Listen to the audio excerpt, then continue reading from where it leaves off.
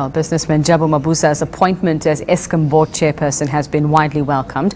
The organisation undoing tax abuse says it hopes the new 13-member board can help improve things at the embattled power utility. Well, Outa chairperson Wayne Duvenage is here with us to discuss his hopes for the new Eskom board. Wayne, good morning. Good morning. And what a start to the new year we've had, 2018. I mean, already, you know, just a couple of weeks in and so much going on.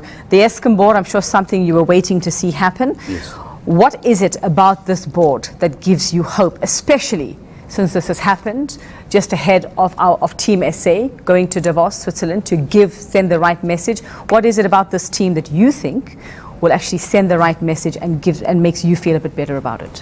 Great. Well, firstly, it's a wide change. A lot of new members, and I think at the helm is Jabu Mabuza, and he comes with a lot of experience in turning around organizations. Heading up Telkom was one example. He's been in the tourism industry. So he's a businessman at heart, but he's a businessman that doesn't allow interference from politicians when he gets down to business. So he's surrounded himself, or the Deputy President has helped him by putting in a board which has a lot of experience in finance, commercial law, engineering, and we believe that this board is well positioned to make sure that the changes that take place internally, the operational changes that have to be brought in, are going to be meaningful and effective, because Eskom is in a big hole at the moment. Well, there's a lot of work to be done. Yeah. There's a lot of damage control. There's a lot of cleaning up. Where would you like to see them begin? Well, the first thing is efficiencies. We have a productivity efficiency which has dropped from about 6 to 4.2. It's about a 32% over the last decade drop in the productivity. We have about 15,000 too many staff.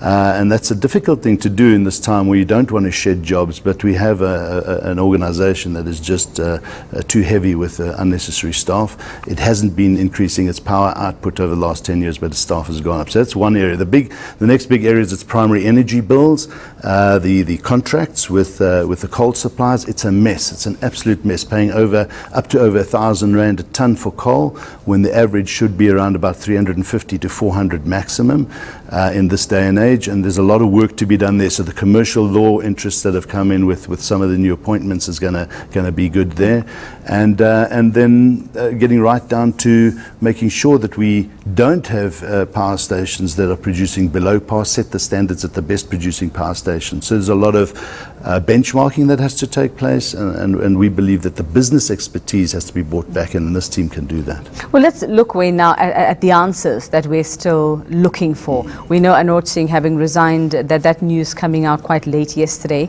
We're waiting to hear what Machela Koko's move is going to be. We saw the new board come in, the old one. We saw those resignations at the weekend.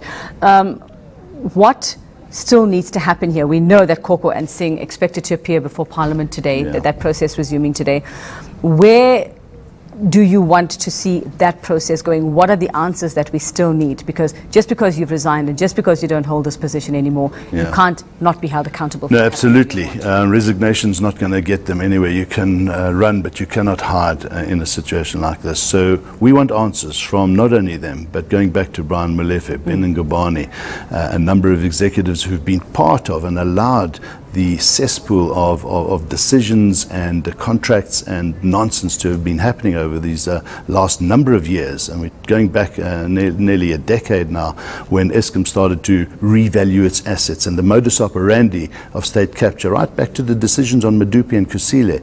There's so much work that has to be uncovered. This board has to go back. Now, people like Machela Koko understand and know a lot, and he has to come clean. He has to tell everything, because you know, just by simply resigning or sitting back and not saying anything is not going to get them anywhere. If he doesn't, then they must pursue the individuals concerned and find out all the misconduct. And there's a lot of people internally that understand what's going on.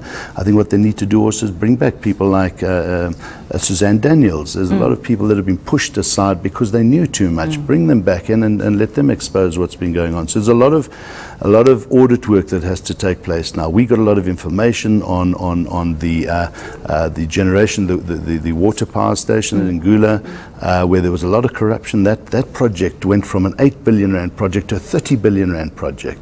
Medupi and Kusile combined shouldn't have cost more than 150, even that was high. It's now at 450 billion rand and still not finished.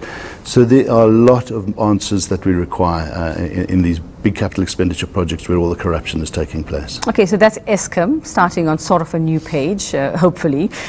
We know SANRAL is something, well, that's been your ongoing battle as Outa. Other state-owned entities, I mean, what would be next in your sort of... For us, it's PRASA and Transnet.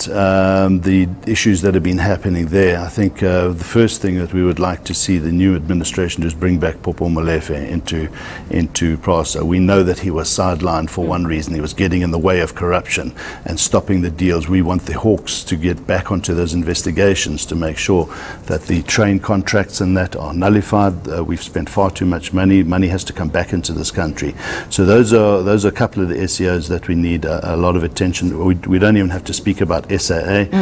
Well, we could, but we'd be here forever. No, look, that is an absolute mess. I think they need to get rid of SAA. Simply put Denel have got a lot of question marks over the conduct that's been going on there. So literally all these state-owned institutions have been plundered. But as I said, Yuveka, if you go back in time to 2009 and 2011, the modus operandi was the same. The revaluing of assets to allow for the borrowings for big capital expenditure projects and the plundering therein, because that's where the tenders happen and that's where all the middlemen and the contracts start coming in. There's a lot of work for South Africa to do, and we're quite moved and excited about the pace at which this is happening. And that's the thing, the real work starts now. It's not the end of the process, it's only the beginning. Let's wait and see. Thank you very much for your time. That's Outa Chairperson Wayne Duvenage with us on Morning News today.